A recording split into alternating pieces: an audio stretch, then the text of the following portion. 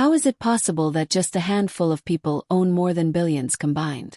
The story of extreme wealth inequality reveals a system tilted against the many, and dangerously stacked for the few.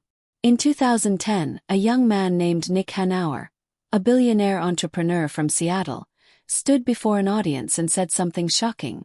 "If we don't fix inequality, the pitchforks are coming."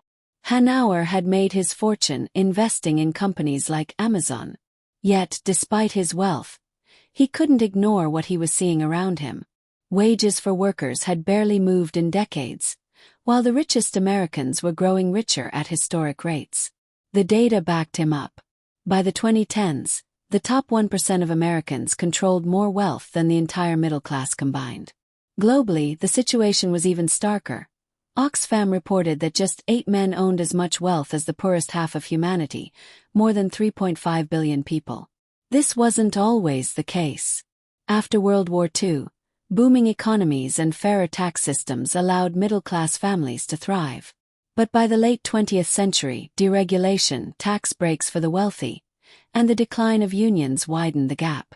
CEOs went from making 20 times more than their workers in the 1960s to over 300 times more by the 2000s.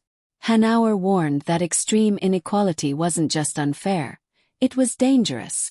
When too much wealth is locked at the top, economies slow, democracy weakens, and unrest brews. His prediction echoes history. From the French Revolution to the Arab Spring, societies with unchecked inequality eventually erupt.